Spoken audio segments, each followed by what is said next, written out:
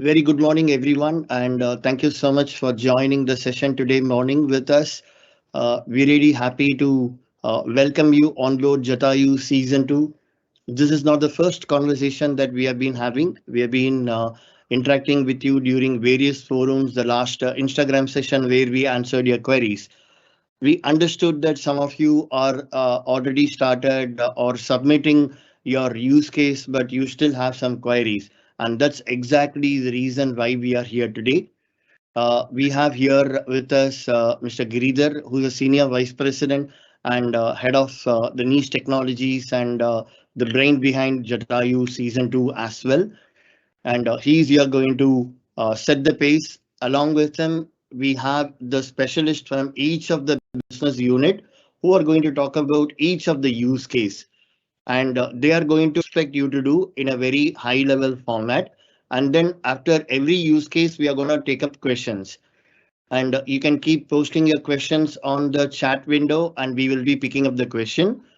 Before you start putting your question, please see the order in which we are going to go today and accordingly start giving your questions so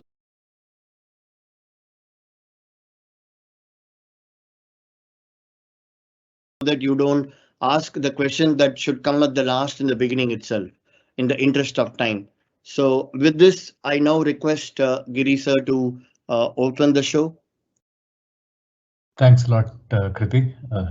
So first of all, I would like to wish all my dear students a very happy new year, and also would like to thank all our mentors who have taken time out of their busy schedule to attend this call. Very important one, further to our last session on Jatayu on Instagram.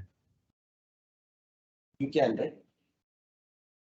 Ideathon Season 2. You are able to hear me? Arnold, I could hear some background noise, but apart from that, am I audible? Let me check that once. You're audible, Giri. Oh, great. So, post our Instagram Connect, I know many of you would have a lot of questions around Jatayu format itself and also on the use cases.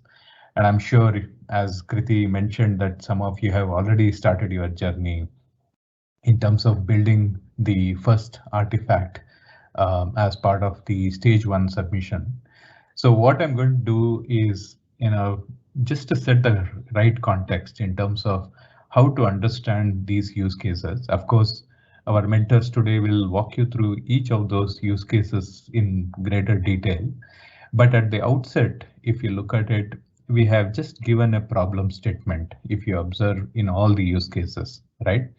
Now, you might be wondering that, beyond this, how do I even imagine what that use case might be?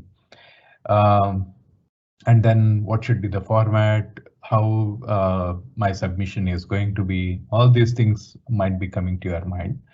But if you look at the Jatayu itself is a very unique program. Unlike any other hackathon or any other program, we structured it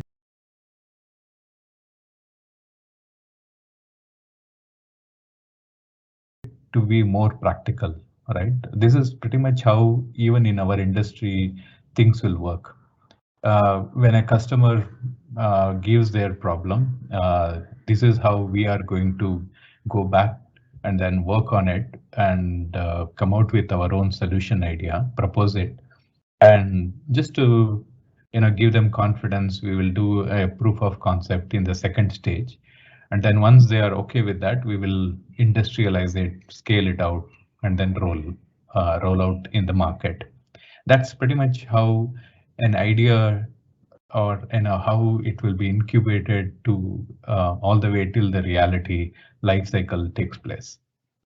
Now, Jatayu is just an attempt towards that, right? We have compressed the timeline, but it's exactly what happens in the industry. So that way, you are all lucky enough to work on a real industry environment wherein gone are those days where requirement used to be given by the customers. These days, they will just give their problem statement and they expect you as a partner to come out with the elicited that idea and come out with a solution for it, and then build it end-to-end solution, which will be holistic enough to address all the concern. Very similar to that is what our use cases is going to be. Now, how will I understand a use case? Every use case, if you look at very closely, has got a deeper underlying problem statement. Just to give an example, that there is a in a use case from one of the use case talks about how do I give an experience for students or a new employee who comes on board. How do I give them the campus experience? So it might look like a very futuristic, right? That's not the intent behind it. Post-COVID, when we are all working in a hybrid environment, it's very important to understand that going forward, people would like to join a company virtually on a day one, because these could be remote locations, or they might want to see the company's campus. You don't have to make them or travel all the way from different locations. But how do I give them that rich experience, give them that connect, which is very personalized. At the same time, the entire operation is so meaningful from the collaboration perspective. Those are some of the things that we would like to highlight in those use cases. So you imagine those underlying problems, go after those market study, how it will look like. And then for that, provide a very high level solution approach in terms of your proposed technology, architecture, and so on and so forth. That's all is expected in stage one, and you don't have to worry about building a proof of concept, or you don't have to produce anything working. So with that, what we will do now, I will request each of the mentors to come online and then give you a brief idea and the background for each of these use cases in greater detail. And we have those slots. Keep your questions ready, crisp, not an open-ended question, but to a pointed one, where you get more clarity in terms of enhancing your submission, or enhancing the quality of your submission, so that you stand a chance to get into the stage 2.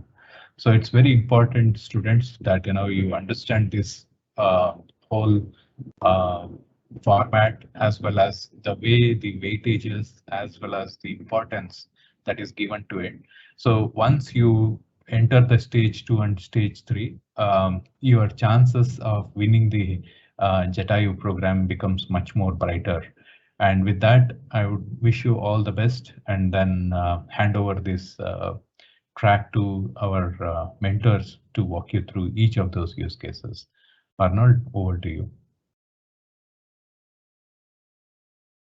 Thank you so much, Giri. So, people, we will now start with the first use case, which would be from Tech West, which is called Technology West Area. West is basically the US terminology that we use. So for the Technology West, we have our Chief Architect, Mr. John, who's going to talk about it. John, over to you. Thank you and good morning all. Happy New Year again. So I'm John here, and I'll be going through Technology West. So each of these use cases are aligned to our business units internally, and it's directly aligned with the client. Needless to speak and explain further what Giri has exceptionally and clarified. Thanks, Giri, for that lovely introduction.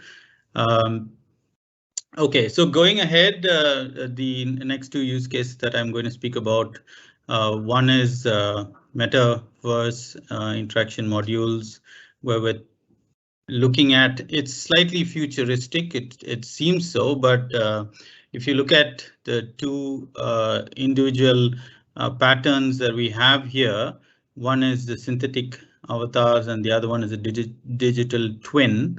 We're looking at some kind of a simple model to display the solution here for this for this use case. So what we're looking at is one is you have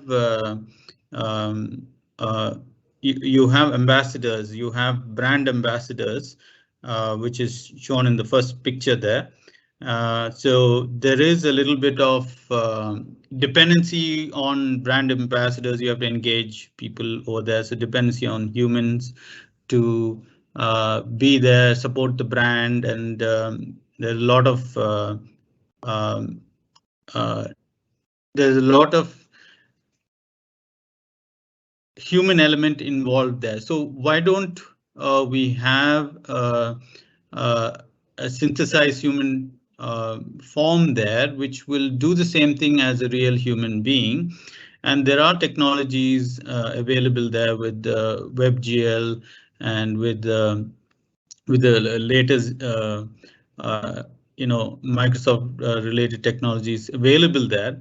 So what we're saying is this is the far-fetched ask here in this use case, but you can provide a solution in your very first stage one submission where your idea comes out as to how this can be applied. So we've given two indicative cases where there is a brand ambassador which can be virtualized. The other one is a digital twin where you have a model, a digital model of here. If you look at the picture there, it's a digital model of a motor working, so you can directly go there and see what's wrong with the motor, possibly diagnose it, and even switch on, switch off remotely. There are devices available here. Take the simplest of it is the smart sockets provided by a lot of vendors, including Godrej and GE. It's available here in India as well, but you didn't at this point purchase anything. What we're looking at is the idea, the solution behind it. So I'll quickly go through the template of submission as well, so that you know what exactly is expected, maybe at the end of all the use case presentations. So these are two things which we're looking at in this metaverse interaction module. Giri, would you like to add anything to it before I go to the next one? Pretty much you have covered on that. So John, just to give them a little bit on the clue, right, in terms of what that avatar is going to be, they should not be thinking that it's very difficult to reproduce these avatars. Like how we have bots in any of the websites, or if you go to any today, that bot technology is very prominent and it's all out there. Synthetic avatars are very much towards that. How do we render these avatars or synthetic avatars in the metaverse? So students can refer to Omniverse, which is a NVIDIA's open source platform, where they'll have an option to create such avatars and build it for the metaverse of the virtual worlds. Then the digital twin model is very similar to that, wherein you can create a small a twin of a physical device in the metaverse. Say, for example, a light bulb, when you switch on and off, will have the same representation in the virtual world. Using the IoT and the data connectivity from there onwards, you can take and build a model out there, which will mimic the physical world in the virtual world. So there is a connection between both the world. So visualize it, and there are plenty of materials available for you to do the research in terms of what is the importance of that and how industry is looking for a digital twin like that.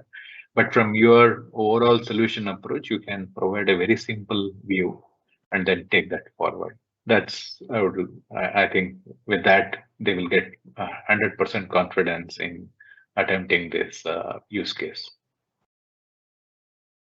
Sure, Giri, thanks for that. So we'll quickly move on to the next use case in interest of time, and we'll take questions as we go along. So yeah, this is AI, artificial intelligence privacy. So privacy has become a big concern all over the world, especially Europe and India as well. So the reason why we're looking at AI with privacy is with the advancement in technology and AI, we see that adoption of AI is low, and that's because of the concerns with data leakage and all sorts. So it boils down to person-sensitive information being leaked.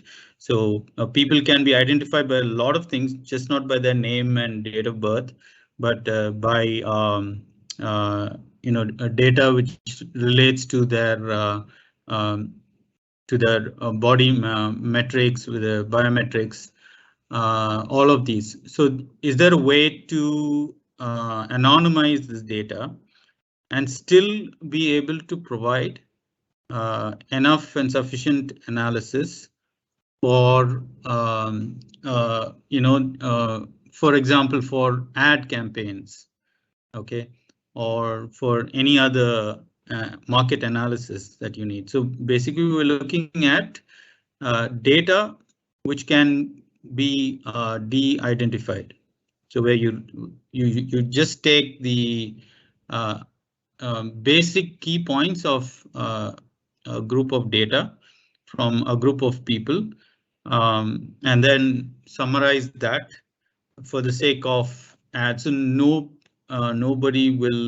nobody's personal information will be leaked to companies, which today is a big problem, and that will help in the easy and good adoption of artificial intelligence going forward.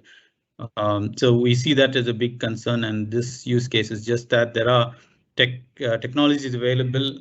One of them is listed here: homographic encryption techniques, data anonymization, data de-identification. So there's quite a lot of material available in the market, and I would encourage you to read upon that. This is the burning topic as of now, and we will be solving this even for our government and for Europe.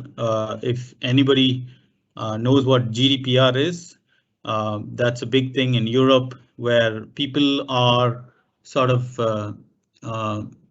not wanting their personal information to be on banks or any of the public forums. So it is all based on a request basis. So how will the future be for AI and AI adoption? This will be a key success critical factor, which I think if you pick this use case up, it will be a good feather in your cap. Okay, Giri, is that okay? Absolutely fine, John. Okay. Thanks, Kriti. So over to probably the next use case, Nishanta and Tushar, Technology East. Thank you. So, John, we have a question. Oh, yeah. So the Sure. question for you is, are we restricted to the two scenarios, or can we be creative in opting our own scenario? Yeah, so for the metaverse models, yes, you can. You're free to be creative enough.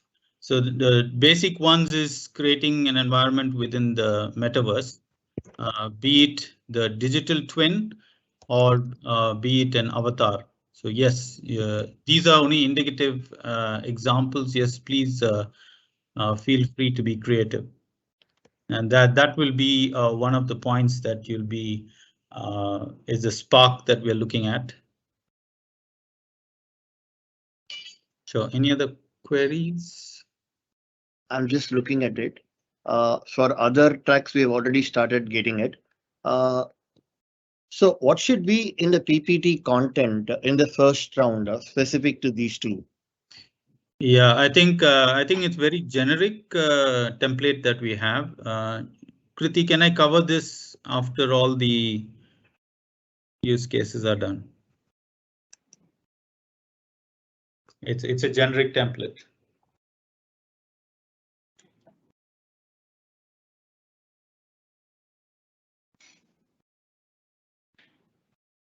I think questions regarding each use case will be advisable. Then jumping forward, we might lose your questions because a lot of people. That shouldn't be a problem. So the next question is, what if our implementation cannot cover complete data but a small part of it? Would it still satisfy the first round? Yeah, so make your idea as broad as possible. We have stage 1, 2, and 3.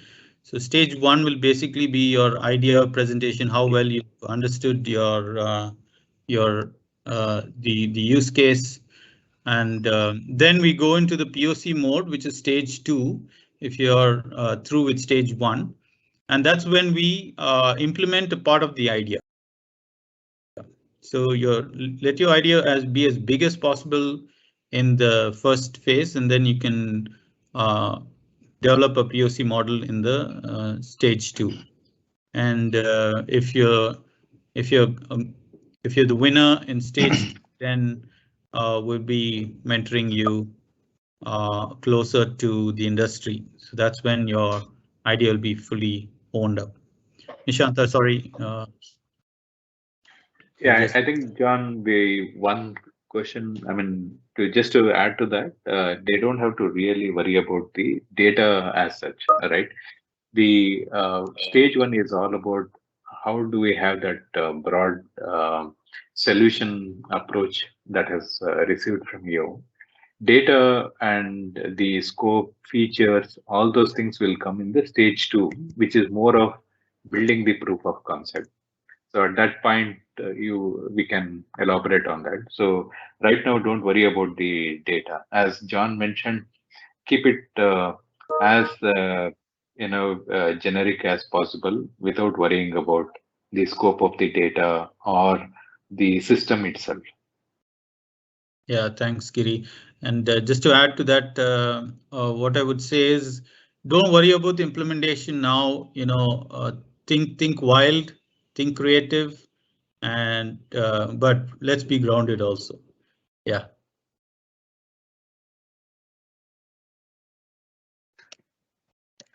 Thanks, John. What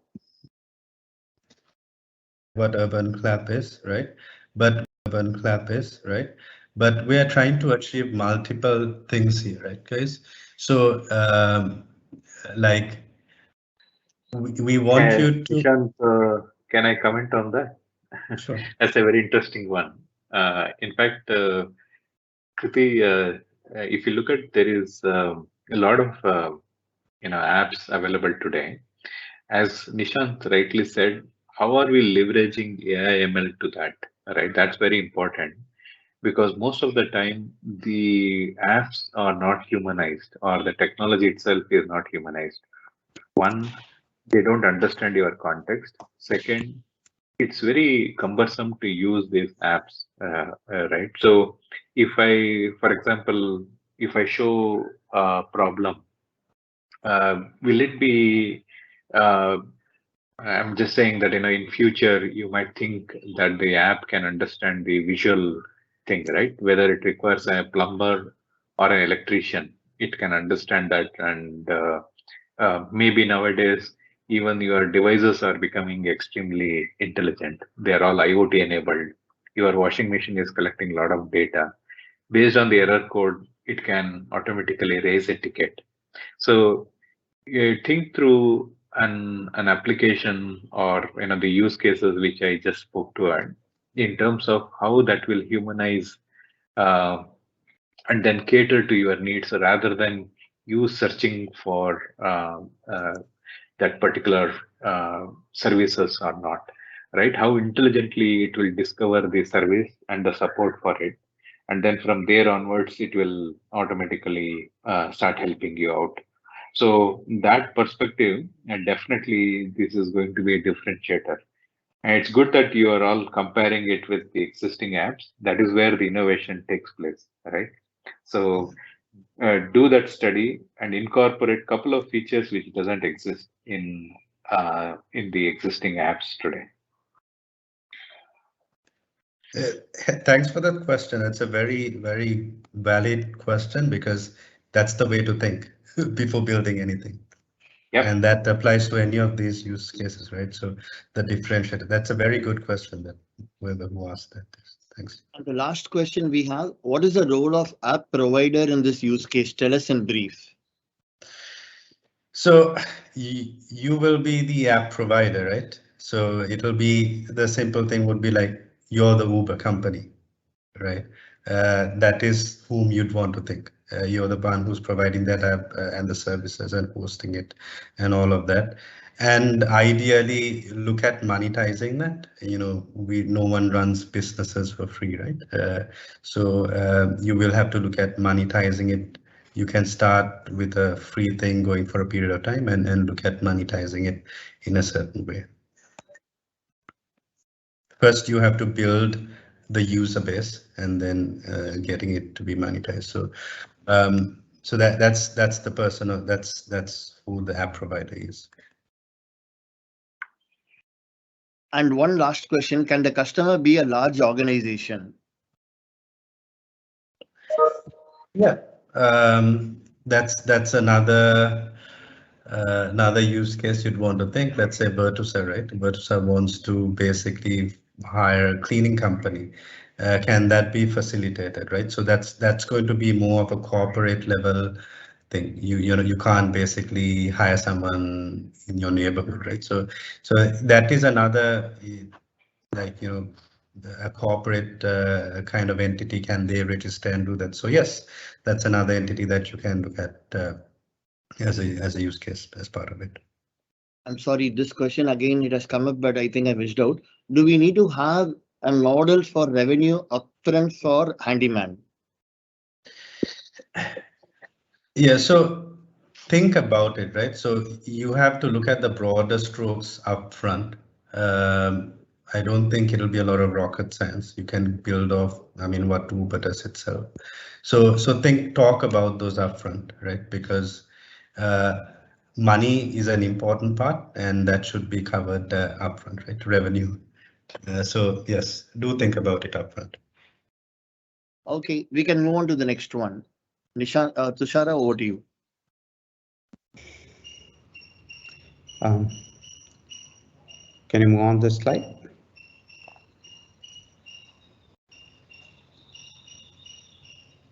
Hi guys. Yeah, this is about a central reservation system for hotels. So basically what we're looking for here is that we just try to develop a modern hotel reservation system. Enables hotel chains and independent properties to administrate their contents, such as pictures, videos, room descriptions, rooms and rate, things like that, to make their products searchable and bookable through a wide variety of distribution channels, such as online travel agencies, the chain websites, and internal booking, like the booking engine, such like that. So this is pretty much a very simple, straightforward use case. What we here mostly looking for is that use of modern application development techniques and technologies.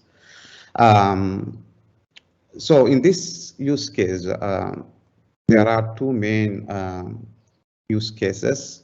One is administrative use cases, and the other one is operational use cases. Under administrative use cases, we have some, you can come up with there are quite a lot of functionalities, but I would stick to limited functionalities such as list hotels, save hotels, get hotel, delete hotel, add pictures, delete pictures, save room, likewise administrative functionalities.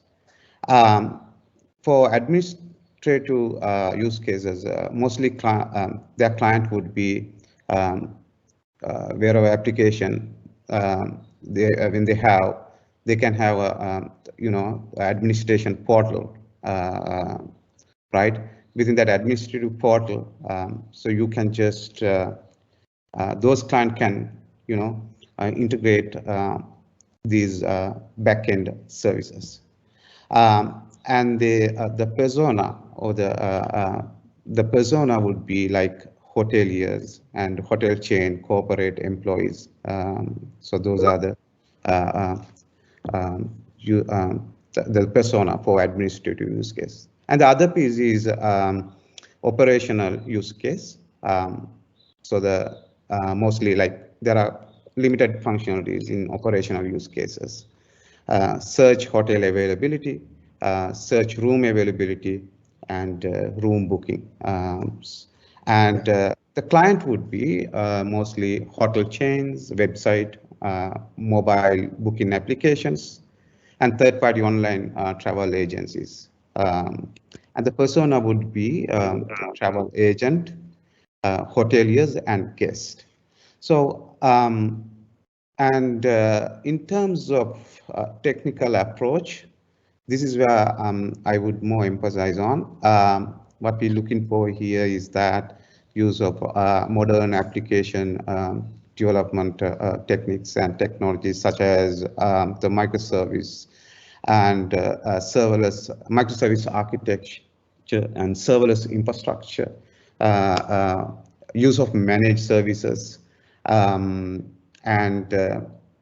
behavior of elastic behavior of the application based on your the application load and low latency, the low maintenance, such like that. So we also looking for like people to use.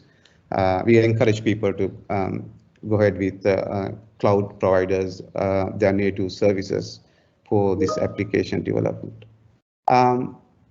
That is what mostly for this use case, guys. Thanks. Moving on to questions. Textual data or all types of data such as images, text? Say it again. Textual data or any type of data for the presentation? Any type of data, that's fine.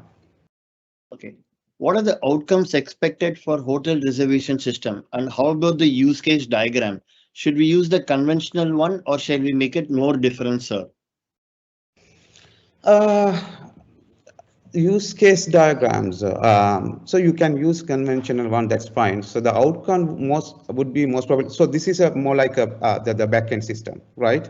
If you want to showcase your implementation, actually you can come up with. It is optional. You can come up with the UI part of it as well. So then you can just integrate your backend services with the UI part. But yes, it's fine. I mean, like going ahead with the conventional the use case diagrams. That's totally fine for me. And they can also be different, right? In case if they want to really stand out in the mass. I didn't hear you. Sorry. Say it again. In case if they wish to stand out in the mass, they can also be different, right? Instead of doing the same conventional one. Yeah, that's fine. That's totally fine. So what we just mainly looking for is that like the use of modern application development techniques and technologies, right? But you can, yeah, I mean, like in terms of like the design part, you can make use of any sort of methodologies that you prefer to do. Okay. Next one is microservices and containerization mandatory in CRS? Yes, that's mandatory. Yeah, I mean, like, yes, that gives you a lot of weight on that. Yes. In hotel CRS, we just build a typical OYO app. Is that so?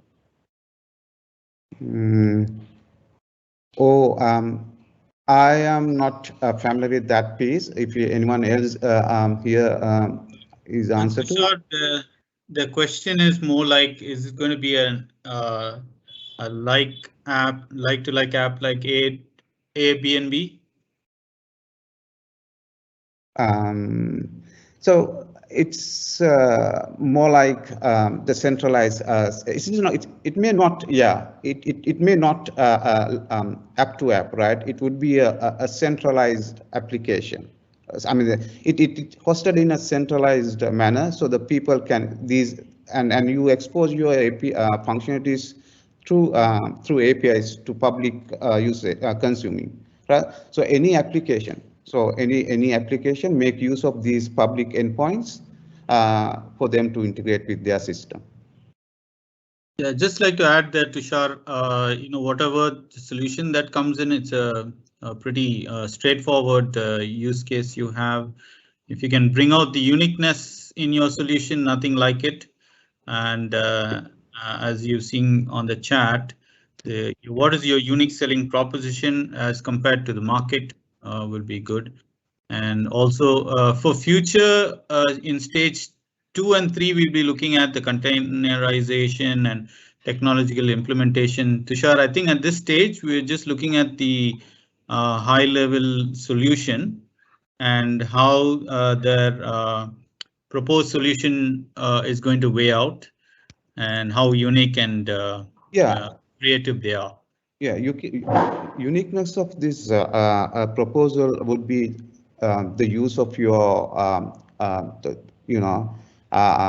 the technical approach actually, because nowadays a lot of people are moving into like modern application development techniques, right? So think about like use of the serverless infrastructure, so you don't need to maintain your the resources and things like that. And also think about use of managed services. Mostly you could think about use of, like, for example, you don't need to write, if you're a Java guy, you can think about developing your application using Spring Boot or Java Spring Boot technologies, right? But rather using Spring Boot or Java technologies, you can think about use of Lambda in AWS, right? So these are as an microservice, because so that you don't need to like manage your application, right? And it's a serverless. So that is what mainly what we are looking for here is so the uniqueness would be mostly on the technical side and the approaches you have taken to implement the use case, right? Next question is, do we need to find USP for this market, unique selling point? USB. Unique selling point. Yes, yeah. I can take that question. That's what we just described, yeah. Right? I just said that USP will be a very important factor in selection. Yeah. And last question, can this be developed in both mobile and website or any specific one? Yeah, so it could be both mobile and desktop platform.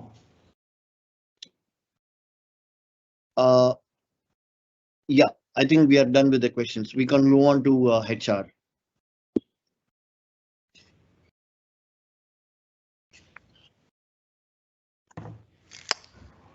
Hi team. So am I audible? Raj, you'll have to speak a little louder, please. Okay. Hello team. Good afternoon everyone. So happy new year again. So hope I am audible now. Yes, Raj. Okay. See, this is regarding the virtual campus tour use case. Okay. So we all know that we are currently in every company wherever we go, we are working offline and we are meeting everyone using some kind of online collaboration platform, something like Teams, what we're currently doing, or something other than Zoom. Okay. So what we are missing here is the kind of a physical connect we used to have before. So what we like to do part of this use cases, we like to bring that physical connect over the virtual platform, virtual reality platform. Okay. So what we need to do is let's take on use case where people are joining Virtusa, okay, as coming out of the colleges and trying to meet the people, trying to see the campus, okay, and that's what we used to happen during the normal days, okay, during the pre-pandemic days, okay. Now due to the pandemic, what's happening now is we are all connecting over the teams, okay. We're all getting on board, okay. We are all getting a lot of things have been happening, okay. Something the documents are being shared for the onboarding. Documents are being shared over the meeting, okay, and like something like your employment information or those being captured, okay. So now what we like to do now is we want to make it more realistic, more virtual realistic, and we want to build a platform using which the anyone who's joining our organization can able to take the virtual tool, can able to meet the leaders, can able to interact with them on a near real-time basis, okay, and can able to get the feeling of being in the office as if they are trying to join us, okay, over the platform, over the virtual reality platform. So it is something like partial realistic or complete immersive realistic. That's what we want to build for, okay. So make use of any of the available infrastructure, okay, which is commonly available, like something like Google AR, VR, or something like what Facebook provides, or some other vendor neutralist provides, okay, and build a platform such a way that people can able to get the feeling of the as if they are in office, as if they are in a kind of a group event, okay, and they can able to meet the seniors, meet the leaders. Say for example, they can able to meet HR persons, they can able to meet the seniors, vice president, or people who want to give the kinds of heads up on what we're doing, okay. So all those kind of activity can be able to do it online, okay, over the AR VR platform.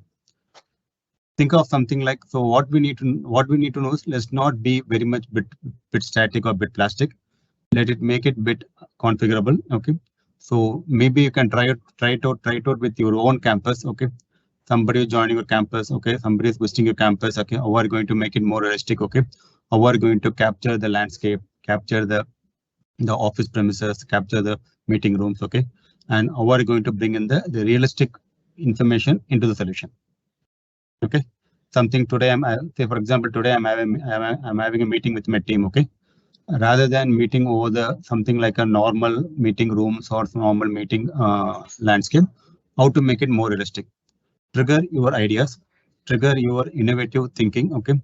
Bring out your models, okay, and try to be as realistic as possible, okay. So the requirement is a bit open, okay.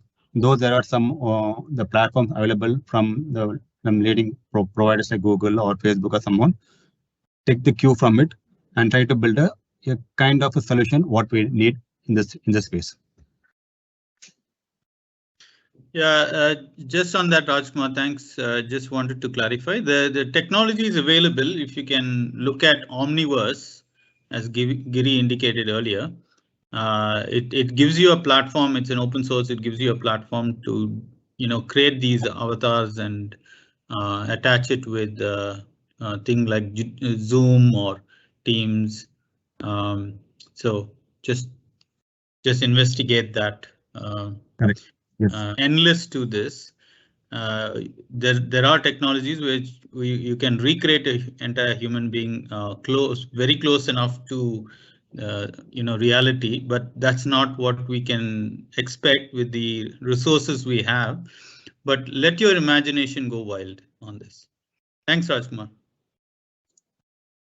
Thanks, John. Yeah, just saying that, let your current limitation on hardware, on software, on technology, let that not be a restriction for any of the use cases that you're working on. Stage 2 will prove that's what it's called, the proof of concept. So we're just proving a small part of the concept, but let your solution slide be as very creative as possible. Thank you. Thank you. Thanks, Rajkumar. Go to you. Okay. So shall we move on to the next use case?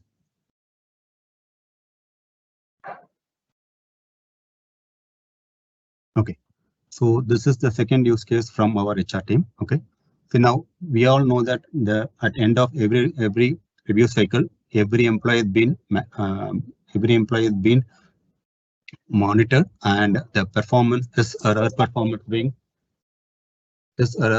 being captured. Okay, so currently it's being captured. Currently what we're doing is we are setting a goals. Okay, and again the goals are being tracked, reviewed on a regular basis, and end of every review cycle, what the person has done against that goals, whether he or her met the goals, in what angle, in what percentage, and what percentile. Okay, accordingly the person has been tagged, person has been reviewed, or person has been appraised. Okay, so now in a agile, now what we're doing currently, almost all the projects are doing in agile. The requirements keep changing, and kind of activities what each person is doing in a project is also being dynamically monitored, dynamically modified. Okay, so what we like to bring now is we like to bring a gamified version of monitoring or measuring a person's success, okay, person's activities in a given project or given time period, whatever work he or she does, okay, and able to plot her or his performance against the what she's doing. Okay, so though the work is not been prefixed, or though the work has not been fixed already, so work is a kind of a dynamic factor. Say for example, I'm doing a work and the requirement keep on changing, my priorities are keep on changing, my challenges are being revised on a regular basis. In that case, how I'm going to measure my team performance? What are the ways I can do that? Okay, so think of a system that is highly flexible, highly gamified, okay, so that at any point of time I can able to view the person's performance, okay, against a variable factor. Okay, so what we like to do now is variable factor. Okay, so what we like to do now is we need to have a system, okay, kind of a NoSQL system or kind of a blockchain back system where the records that are being generated against each one's work output are being tracked on a chronological fact means, okay, and can able to measure it, replay it, okay, what he or she has done in a given period of time. And moreover, in order to measure the person's performance, there might be some system where to measure the person's performance, there might be some system where he or she will be working upon. For example, let's say I'm working on a project where I'm developing some Java based. Let's say I'm working on a project where I'm developing some Java based or some front end based or some output based work. Okay, whether I can able to measure my work output. Okay, see whether I met the target, whether I've given a quality work output. Okay. So yeah, of course, there should be some comparison factor. So I keep some kind of benchmark against which I'll be compared with. So try to see whether I can able to pull data from all the supporting system, okay, in which my work is involved with, apply some kind of AML kind of algorithm, so that at any point of time I'll get a kind of a 360-degree view feedback. In addition to that, I can also should be able to give a kind of a candid feedback about my team. Okay. For example, I can give a video feedback. I can give a chat video. I can give a audio tag, okay, to a given person, so that I can able to extract some kind of content from this kind of media content, so that at the end of the day, whenever I want to see a person's performance graph, I can able to see, okay, what this person has done during this period of time. And moreover, the platform in which he or she is working going to be a bit dynamic, okay, because of the agile methodology nature. So keeping this in mind, can I build a system? Can I have a platform using which I can able to measure a person's success? Whether he has met the whether he or she has met the goal or not. If not, why he or she is not able to meet the goal? I should be able to get the Q out of it. Okay. So the crux of the system is build a flexible system. Okay. Kind of schemaless data store. Okay, and system should able to talk to different other systems, able to get some data out of it. Kind of build some kind of blockchain backed system. Okay, so that I can able to build a non-tamperable, agreeable, permissionless systems. Okay, using which I can able to capture the employee performance portal or a gamification model. And for this phase one, you can also assume some external systems like, for example, SonarQube Cloud or some check-in and some timesheet entry systems, okay, or some project management systems, so that you can able to get the performance, the employees' performance output from these external systems as well. So this is all about the second use case all about. So this is something like how to build a gamified employee performance portal. Thanks, Raj. Moving on to the question. First question on the HR2 for employee performance 2 portal. It was asked to build using blockchain technology. Is it compulsory? Is it not? It's not compulsory, but going forward, we are going in a kind of a vendor non-login kind of stuff. So having something similar to that will be make much more helpful. So that I can very well able to see the track record, track history, make it more flexible. Okay, I can have a time-bound information being stored there. It is not mandatory, but try to see whether will it make sense or not to the solution. Okay. On virtual campus tour, how to submit the use case? See, for the phase 1, we're not going to ask for your kind of a demo or something. Try to build try to showcase that is it possible to do that. Try to showcase that how are you going to integrate with systems like, say, for example, if somebody going to talk about the company, talk about the colleges, talk about the work going to involve, how are you going to do that? What is the platform and what is the kind of solution you're going to build upon? Try to bring out that kind of solution part of phase 1. In college virtual tour, should we use AR and VR or either of them can be used? Like John said, it's boundless. So try to build a solution with either AR or VR or both. Okay. And let's not go for a kind of a partial immersive or fully immersive kind of solutions. Okay. So that and moreover make it, let's not make too much of investment on the hardware. Okay. Let's make the idea fly. Okay. For that, what I will suggest is both go for AR and VR.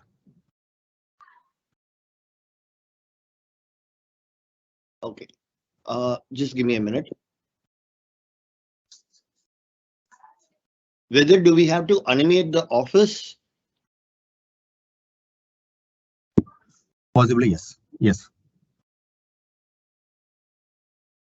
Can we use any programming languages for this?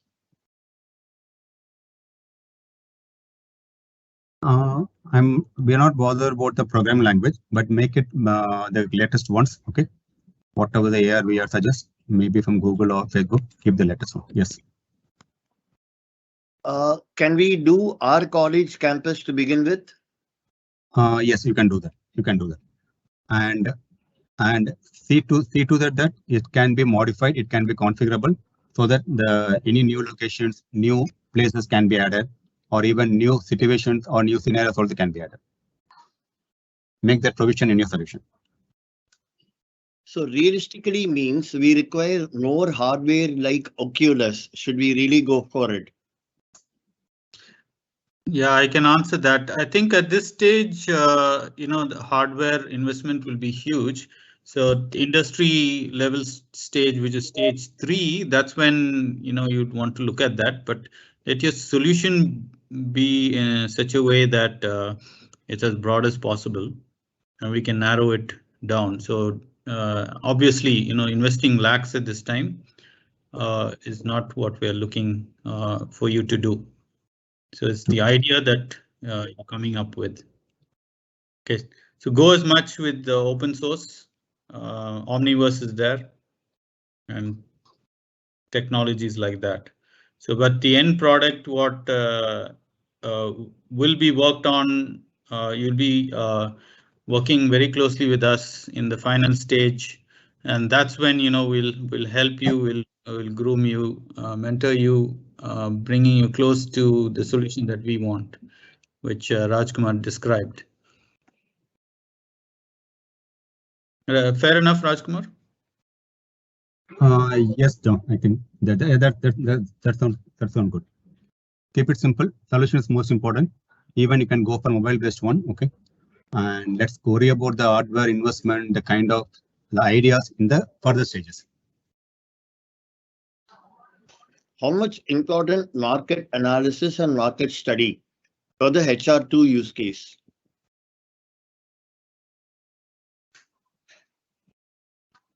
The market currently.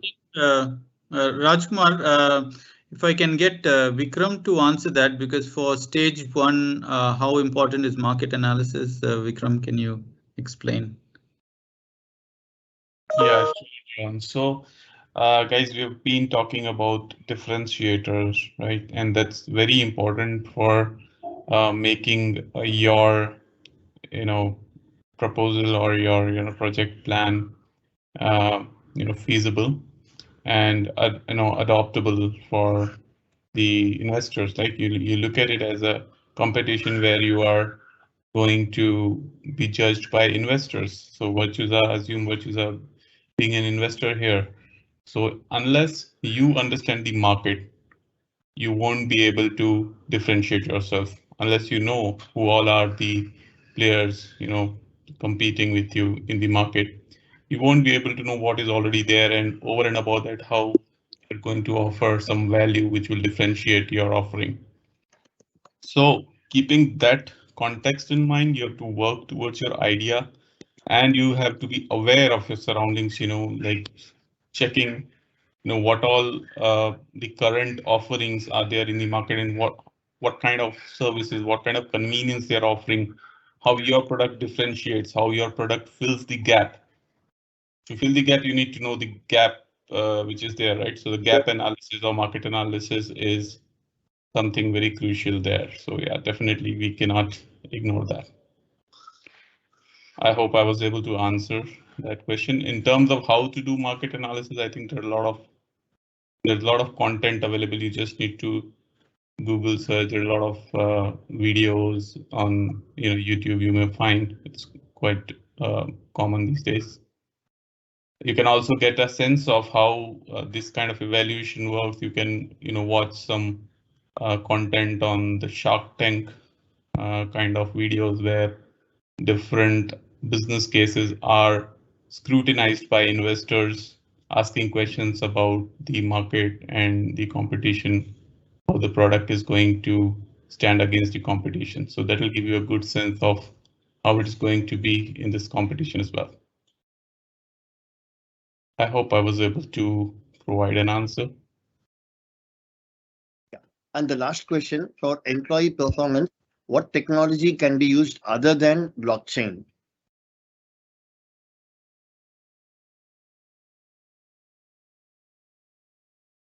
Think of Jakarta Enterprise Edition, okay? And for storage, think of some NoSQLs, okay? Think of, because that's where we will get some kind of flexible schemas, okay? And think of something like graph database, okay? So they can able to capture the time-bound activities. These are all overall high-level solution we are suggesting, but think which can be mixed, which will make sense for your solution. And the last question, using blockchain, we can easily capture the employee performance. How to represent the blockchain as given in use case, sir? See, the contract which is going to be defined on top of your blockchain network, that's going to manage the state of an employee, okay, at any given point of time, okay? So that state will tell you for a given situation, for given performance metrics, where the current employee stands, okay, on a given timeline, okay? So that's what my blockchain will overall help you to capture any given performance for a given employee. Okay, think in that angle. Sure. We are done with HR, Raj. Thanks. Next, we have healthcare. Ram, over to you. Yeah, thank you, Kriti. Groups that we're going to be looking at, so Humana will then facilitate those beneficiaries to have medical consultations and interactions with the providers as such. So when there is an address change on the provider side, so for example, if a provider moves from California to Florida, the same provider is continuing within Humana's network, but then a member in California needs to be notified that the provider is no longer available in California, and a member in Florida needs to be notified that this provider is newly available in Florida, so that they can access the care and services from the provider accordingly as such. So what happens is when the data changes on the provider side, sometimes it gets cascaded to the payer company or the insurance company like Humana, but most of the times it does not happen on a real-time basis. So because of which the health insurance companies like Humana and their beneficiaries are kept in the dark, okay, or they do not have the information on a real-time basis or early enough. So they are not able to act on the change accordingly as such. So this is one example. So if there is an address change and if the change happens on the provider side, we want to use blockchain to get the information cascaded to Humana and to its beneficiaries on a real-time basis, so that people can access them in the access the provider in the respective location as applicable. The other example is if there is a qualification upgrade. Say for example, a psychiatrist also doing an MD in neurology, right? I'm just taking a rough example. There could be many other many more practical real world examples also where there are multiple MDs and so on.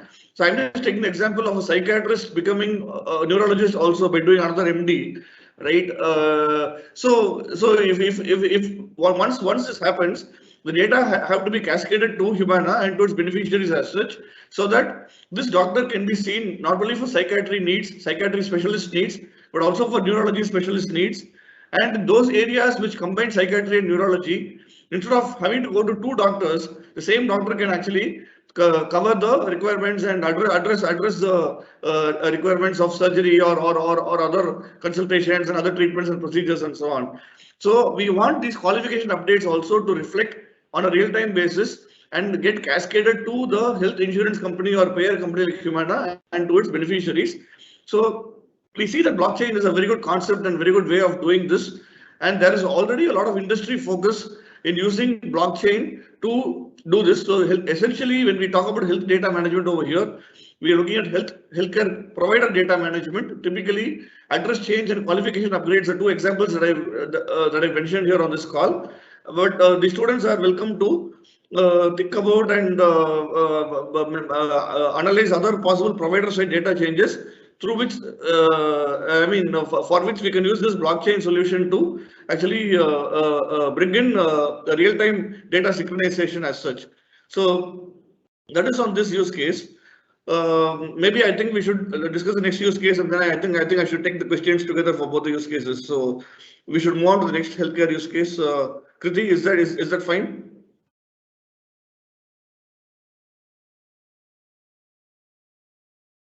Kriti, is that okay, or should we do the questions for this use case before we move on to the next one?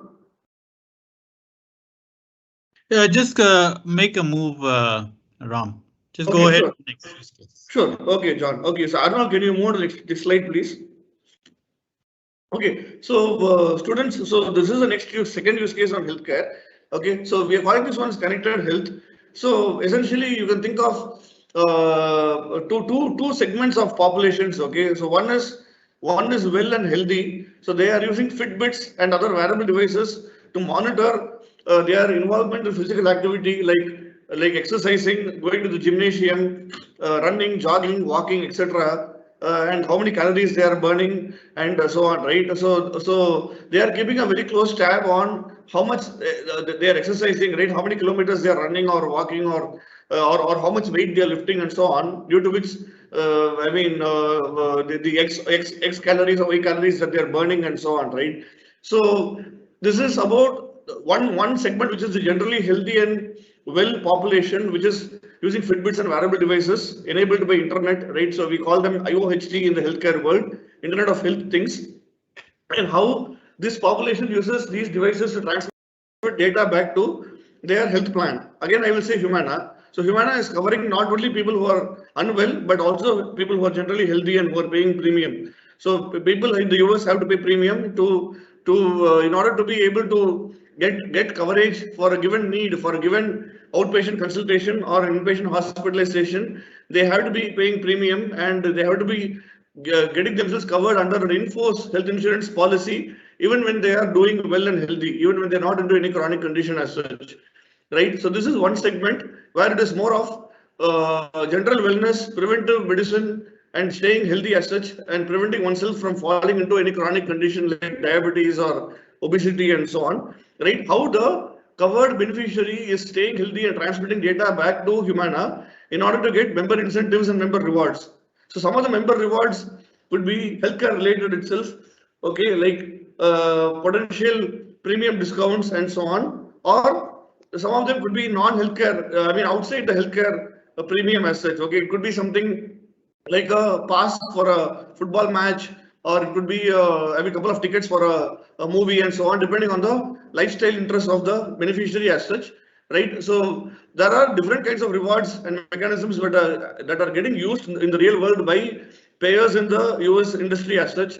Okay, so there are cryptocurrency rewards, there are other rewards, right? I mean, so premium discounts is just one example. Cryptocurrency rewards is one example. So you can look at giving rewards within the healthcare space in terms of discounts and other incentives, or looking at the lifestyle habits of the members and then incentivizing them based on their interests, like it could be games like football, or entertainment interests like movies and so on, right? So one segment is which is expected to use these wearable devices is the healthy population. The other one, the more important segment, of course, is the segment suffering from different chronic conditions. So here it is about how to minimize, how to reduce emergency room visit or emergency department visit by closely monitoring a chronic condition patient. So we have devices like glucometers for diabetes patients. We have pulse monitors and other devices and Internet of Health things devices that are used by different patients in order to monitor the vital statistics and in order to report back to the payer and to the clinical entities whenever there is a need for any real-time intervention as such. So in order to minimize emergency department visit, in order to minimize the cost for the payer like Humana, in order to optimally use the doctor's time and hospital resources, and to bring in preemptive, proactive action wherever necessary, and minimize reactive treatment as such. There is also the intention to the main intention to move the patient towards better health condition, better living condition as such, and towards recovery and cure as such. So there are some chronic conditions like diabetes and so on, which the patient has to live with till the eventuality called death. But there are some chronic conditions which can be eradicated as such, like cancer can be eradicated. So people who suffer from cancer, so if the diagnosis is made early enough during stage, it can be eradicated with chemotherapy and other medicines and so on, depending on how well the patient cooperates with those as such. Diabetes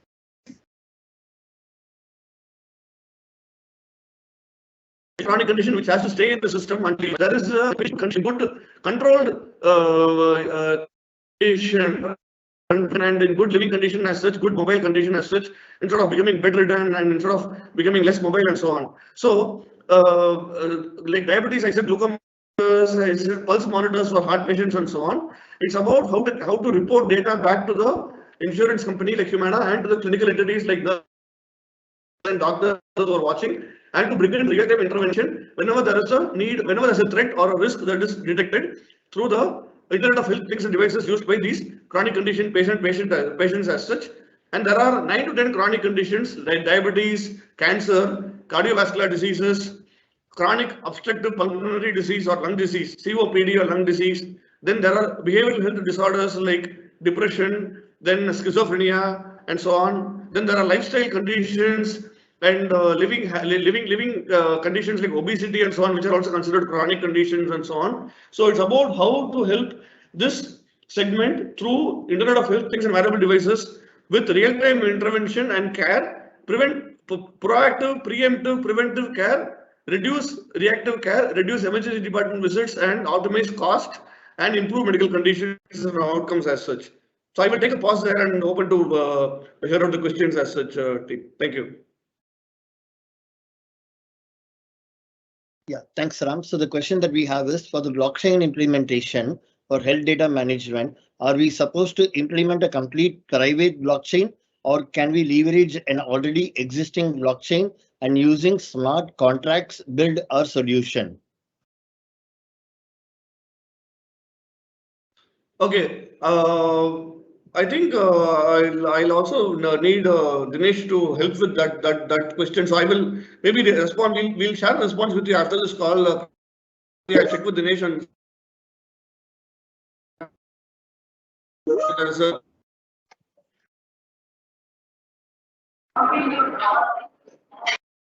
technology student who's posting this question, Kriti. Dinesh? Yeah. So the team, right? So you can see there are a lot of open source, blockchain platforms that are available where you can use something like a Corda kind of platforms where you can try to create those contracts here, right? You can do that. Or if there is an existing blockchain platform available, then you can start using that as well. So whichever, I don't think so. There is no restrictions on that front. Next question is, our idea has to be like maintaining the health data and securing that with blockchain technology. Is it so? So yeah, whenever there's a data change, right? Yeah, so they have to build a good repository of data. So good repository on physicians and physician data, including address data and qualification data and other physician related intensive and important data assets. So maintain the data, including, using blockchain. And whenever there's any component of the data changing, like address or qualification and others, it's about how to cascade that to the other stakeholders who are of importance and interest over here, the payer company and the payer company's beneficiaries. So you may have to create, virtual entities or nodes which will act as the payer company and the payer company beneficiaries also. So beneficiaries, I think there can be multiple numbers. Payer maybe we can look at 1:200 sort of ratio. So if there is a doctor, right, the doctor is not going to be contracted only with Humana. So they can have a contract with say five pay. Each doctor can have a contract with say 4 to 5 payers. And each payer like Humana can have like say roughly around just for the sake of illustration and doing this exercise, right? It can be 1:200 sort of payer to beneficiary sort of relationship, right? So one provider to sort of four or 5 payers, and one payer to say 100 to 150 to 200 members as such. So all the connected payers and the beneficiaries, all the virtual entities or recipient nodes or entities that we're creating here, they should be able to get the real-time data update whenever there's an address change or qualification change and any other provider.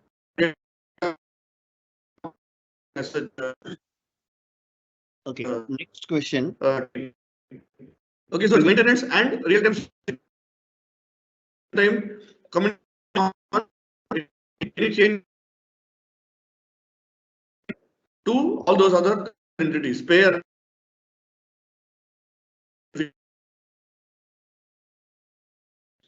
Thanks, Ram. The next question. Do we need to make a device to detect the pulse and other parameter and store the data, manipulate them with AI? Thanks, Ram. The next question. Do we need to make a device to detect the pulse and other parameter and store the data, manipulate them with AI?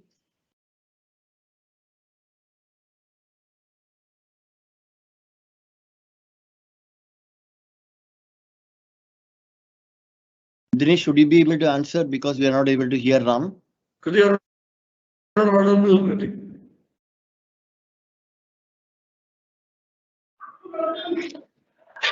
See, from a device perspective, right? See, if it is as Ram was outlining about 2 types of use cases, right? For the remote patient monitoring. Network issue on this side also. Yeah, go ahead, Ram. Sorry. Okay. Yeah. Sure. No problem. No, Kriti, I just want to hear again so that I might be able to address it comprehensively. Sorry, there may have been some network bandwidth issue on my side also. I'm not sure about that. But the audio was a little on and off, Kriti. Please say that again. 1 second. I think the question please is, repeat the question, Kriti. They wanted to know if they have to develop a hardware for the connected device. I think the answer is that we're not looking at any hardware. We're a software company here. So the solution is going to be around, the application of the existing hardware available in the market. So, at this point in time, we're not looking at you investing in any hardware as such. There was a use case developed by a team in the season 1 where they actually went in to develop a hardware, but that is not what Virtusa is about. So we are about using the existing open source and connecting, all the existing hardware. Ram, I'll leave it to you to conclude and clarify further.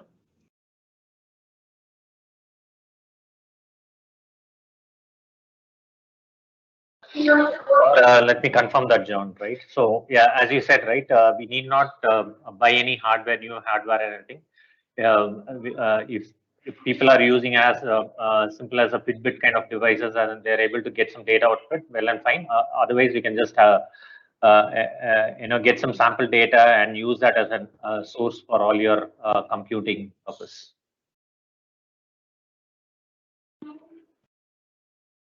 We have 3 more questions, so going fast. First one is, should we have to focus only on the physician details? Do we have to focus on patient's record also? So hardware, we don't have to create hardware as such, right? I mean, it can be mobile apps. Yeah.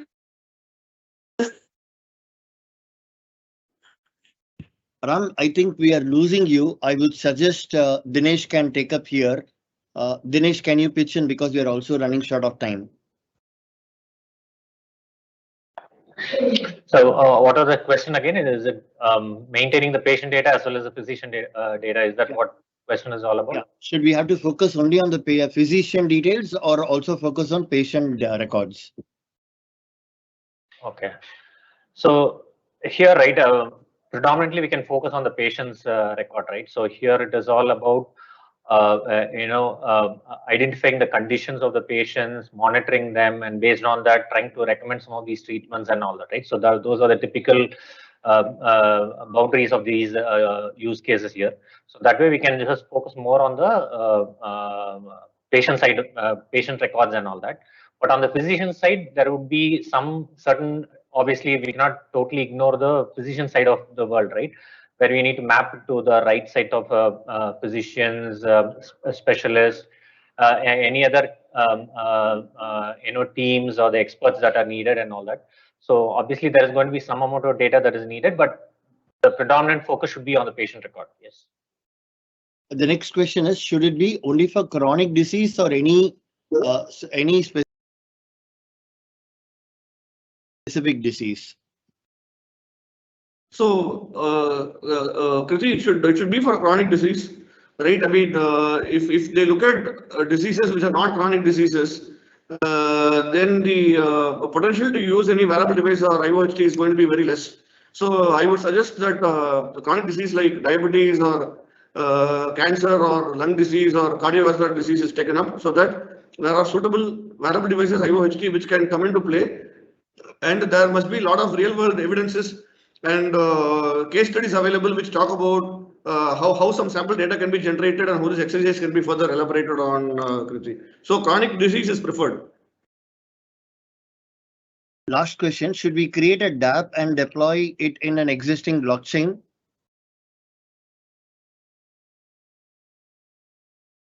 I think for this one, the response that Dinesh earlier gave, right? I think for blockchain, I think that one stands. That response stands, Kriti. Okay, we have one last question. We are storing the patient's information in blockchain, and it makes doctors and insurance company access the details easy. So who's the beneficiary here? Everybody, right? Doctor is having the data transmitted back to the insurance company Humana and to its beneficiaries on a real-time basis. So Humana is able to notify its members on the doctor's address change, right? So doctor has stopped seeing somebody in California, some set of patients in California, in Southern California or in a given county, but doctor is able to get to see some patients in, say, Northern Florida, okay, in some county in Northern Florida, who are again all within Humana's Humana's coverage. Doctor is still contracted with Humana, and Humana's beneficiaries in Florida are needing to see the doctor, while doctor has stopped seeing some patients in California as such, right? So everybody stands to benefit. Right, the payer is able to give continued coverage to its members in a different state, in a different geographic location. Doctor is able to continue to see a stream of incoming patients as such, and thereby the payer and doctor are able to keep the patients well and healthy in whichever location the doctor is operating in. Right, so it is real time. Good way. I mean, streamlined communication from the doctor's side. So it keeps the payer, doctor, and patient, everybody well informed and taken care of. Kirti.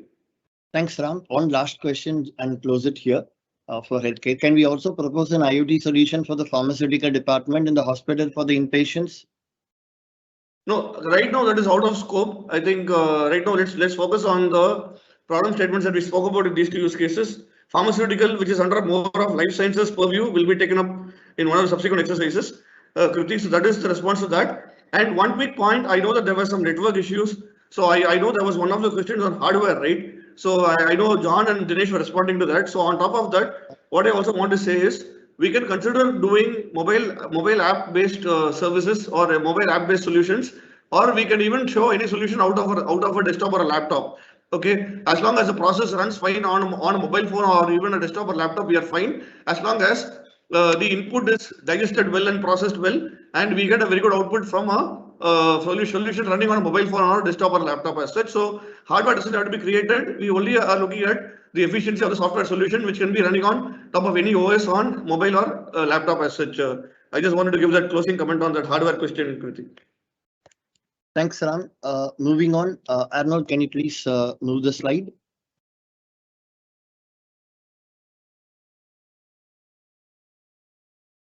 Next, we have banking. Sridevi. Hi, Kirti.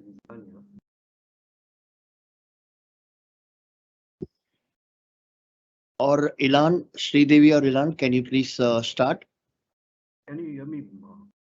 You have to speak louder, Ilan. How about now? Is it fine? Sort of fine, but if you can still. Hospitality industries and etc. And so here we are actually focusing on using this AI and ML model in the banking industries. If you look at the banking industries, this ML model is being used across solving very large number of critical issues what the banking, the financial industries. Starting with the data security or fraud detection or risk analysis or market risk analysis. It can be AML or preparing a SaaS initiatives, etc. So likewise, it is being used across the various sectors of verticals of banking. And so our use cases actually are taken to solve two critical issues what the financial industries and the investors financial industries are facing currently. One is a stock market prediction, and other one, the other use case what we are looking at, loan approval using predictive analysis. The stock market prediction, if you, to understand this model, we have to have a basic understanding like various aspects of a stock market, which can influence a particular price of a stock. It can be the increase of a stock on a day-to-day basis or a downward trend of a price of a stock. So, and what is the potential factors which will impact the price of the stock? So that is where, and considering all this, and we need to come up with the model to predict the stock price. This ML model, actually, there is various ML models right now available, and we need to come up with the right solutioning. Use the right ML model so that it comes with gives a right prediction and predictive analysis being given to the individuals and the institutions who is trying to use speculate this particular stock price. So that's a problem actually. Like if you look at it on this stock prediction model, if you it is unlike with another prediction analysis. A stock material price prediction is very, very critical in terms of it is easily affected by an external factors. So it is very critical we come up with the right model and right predictive analysis, right how this model is being trained, so that it gives the right data, right output for the expected output for the investors and to the companies who wanted to speculate it. So we are, the students has to understand the fundamental analysis or technical analysis of a stock pricing model and the algorithm which they need to do use over here and come up with the right use that data and train the model to come up with the right desired output. So this is what the expected outcome of this use case, and I would suggest the students to go with the cloud native solutions so that it will be easy for them to implement this when they come up with the right algorithm and the model is being created at the perfect at the most desired way.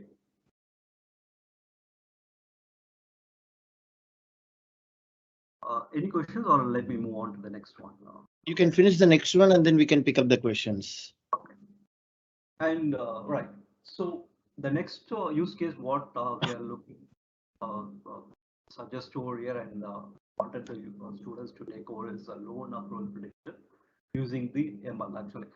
And this is very, very critical for the banks, in fact, for the financial institutions, where we look at the NPAs are very, due to the NPAs, the banks are very much affected. And we need to provide a prediction model, whether a particular loan, it could be a loan to the individual or loan to a particular entity, can be approved or not. So we have to come up with the right prediction model using this ML solutions. So we have certain set of predictions model we can understand, and again this is again similar to the previous use case. We need to come get the right data, use the right algorithm to create the prediction, and come up train the model. Then I have to provide the right predictive analysis so that it gives the expected desired or expected output to the bank or a financial institution, so that they can quickly or do the pre-processing of the loan approval as quick as possible for the end customers, which will in turn improve the financial outcome of the particular industry. So that's a very critical part of this particular use case here. Arnold, can you go to the next one? Automatic mail will be there triggered to the BGV team saying that we are expecting a new joiner on so and so date. So alerts is what we are expecting to be sent. Okay, next question. Do we have to implement some sort of front end and back end parts for UI and loading the model? Let's have a working model. I'm not looking at the beautifying part of it. Okay, it can be like an RPA at this point of time. We want it first to ensure that we are having a proper handshake. Okay. The next one, do we have to, so basically we have to create a bot that creates, open, closes VMs as and when a new employee joins or an entire system application is expected. Correct. Correct. And also at the same time, the bot also needs to be intelligently enough. And when we know that the new resource is not going to be onboarded or he has got another offer, we should be immediately able to alert the respective stakeholders so that they do not waste their time focusing on to create a virtual workspace. Okay. Next question. Do we have to collect employee financial details? No, not needed. Okay. Next question. Do we need to develop application for all operations and then automate it or existing applications? What do they mean by all systems? So all this existing systems that is already prevailing in the organization. So no, I am only looking from the delivery standpoint where we are closely coordinating with the BGV team, where I am closely coordinating with the IT team. I'm not interested in looking at the banking details or creating a bank account for the salary and all. I'm only bothered about the productive utilization of the resource as soon as he gets onboarded. Okay. So do we have to define the solution in depth in the PPT in the stage 1, or at a very high level discuss about the idea? Yeah, at a high level, it is fine. Okay. As and when it progresses, the things will become clear. Okay. Next question. NICE is a licensed version. Can we use UiPath or AA?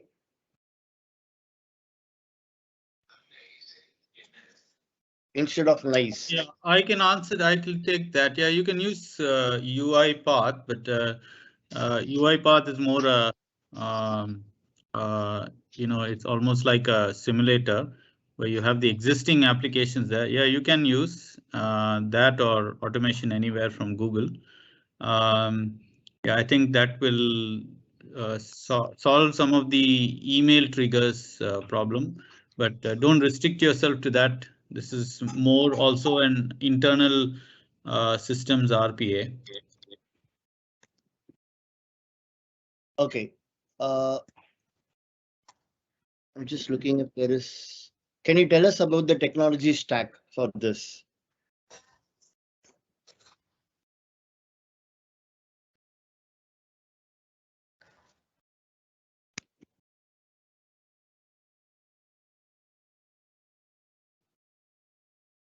I am not really. So whatever is feasible. John, would you like to take it up?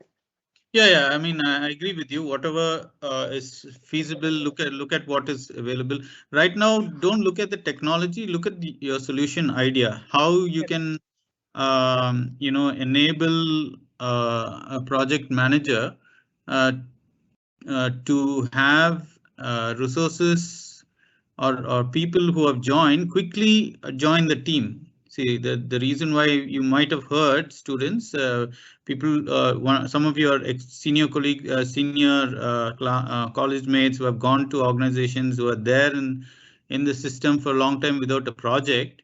That's the reason why some of the processes there, take some time. Obviously, they have to go undergo training and all that.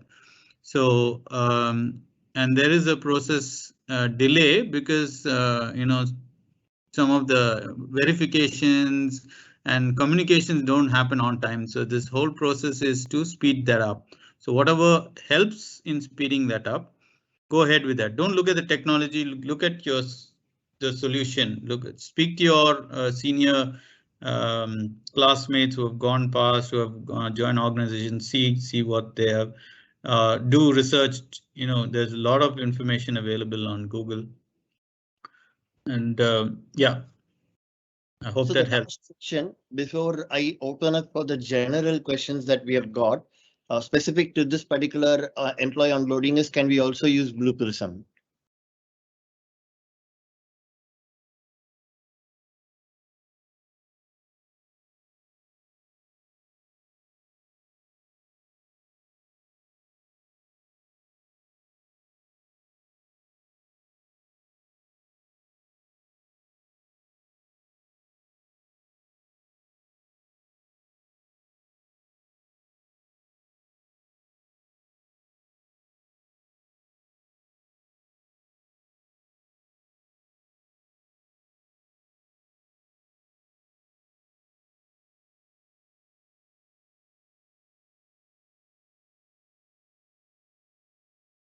Like UiPath and Automation Anywhere, can we also use Blue Prism?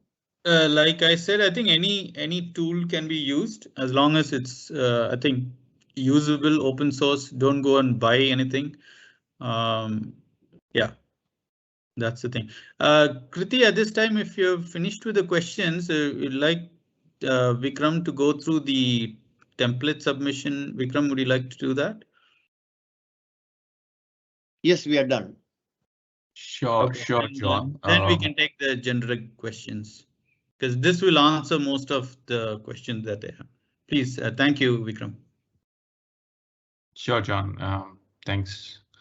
So students, this is the most critical aspect of your submission. Of course, you will spend a lot of time, on your ideas and, try to build your proposal around it.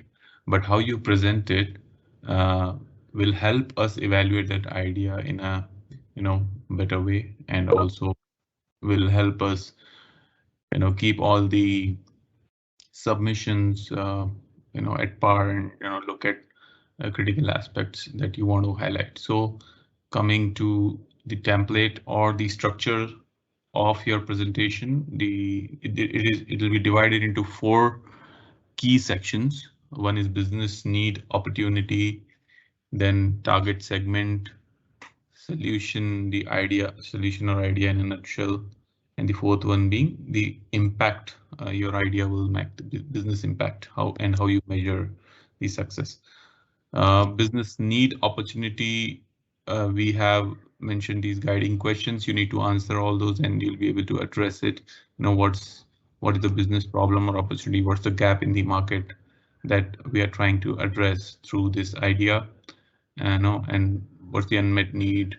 Why is it important for you to address this need? What value will the ideal solution create for the customer or target segment? When you answer these questions in that section, it'll address the requirement of this, the first part of the presentation. Next, we move to target segment, market size.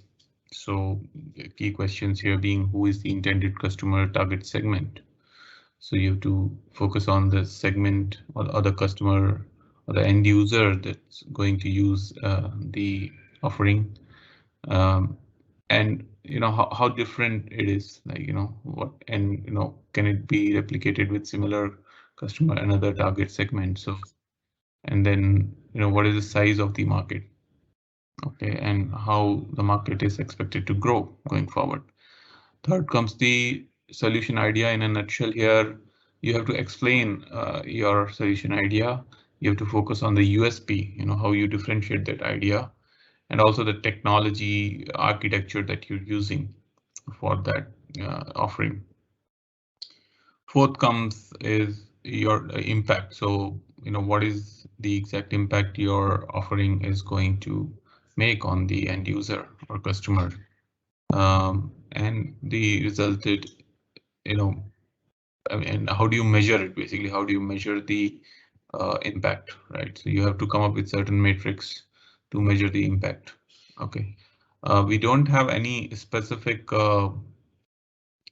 slide design to be used or something, but you have to touch upon all these 4 areas, divide your presentation in these 4 areas, keep it very brief. Maybe you can stick to 1 or 2 slides on each of these sections, and yeah, that should be enough. Any questions on this? Yeah, thanks, Vikram. I think just to touch upon the section 3 solution, that is where your unique selling proposition, your idea will come out, and that's a very critical point in the whole presentation. So technology stack, don't really worry about that, but you can mention with the support of a diagram of look at what reference architecture means in Google. It'll show you that. So an indicative technology that you're going to use in the POC stage or in the future stage, you can mention that. We're not going to hold you up if you don't use that technology, but that would be the proposed technology that you want to use. So please feel free to include that. But the main thing is the solution and idea, what you're bringing in and how you're addressing the business need with the solution. Thanks, Vikram. Anything to add? No, I think, John, you've covered it really well, and I realize that this is the most important part, students. So please focus on this, and yeah, try to stick to the guidelines that John has provided. Yeah, I think that would help. Sure, thanks, Vikram. Kriti, any questions? I'm just trying to read out because some of it you have already answered. So one thing that I see you have not answered is how would we aware of our problem statement as the eligible one? Can you tell the perspective of how we are going to select and recognize?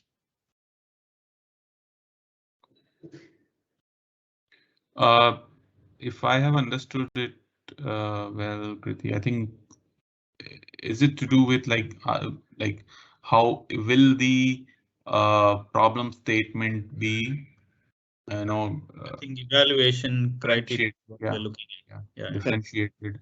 So I think the differentiation would come from the solution we are offering. So problem statement, of course, needs to be the gap in the market that needs to be highlighted, and how we are addressing it, that needs to be reflected in the solution we are offering. So differentiation of solution will be key there for selection. Problem statement, of course, should be an unmet need in the market, and that's when it will be relevant. John, I hope I have answered it completely, or you want to add something? I think you've done it perfectly, Vikram. Okay. So for AI privacy, how the template should start? Yeah, so I think it's covered here in what Vikram had said. This is a generic template, so it should start with the business need, business opportunity, and that's already described in the use case description for AI privacy. So, I mean, it's a generic template, so please feel free to use this. Nothing specific, but start with the business problem that we have, and go ahead with that. We've already given you the business problem. In a broad extent, you can focus. If you focus on any given, this is just not for AI privacy, is for any use case. When you focus on a particular solving a particular problem, you will come up with a statement there.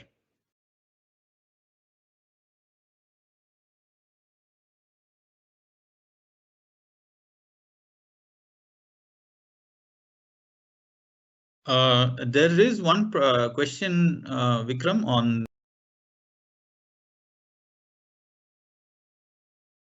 market growth. You're an expert at that. You can take that. Okay. Okay. Market growth, is it for this overall submission, or was it for one particular use case at 151 somebody asked? Yeah, it looks like. Was it for the banking use case? Was it for banking use case, the stock market use case? I'm not very sure, but we can address it as yeah, in general context, I think how to address the market growth, is it if it means market size, then yeah, market size can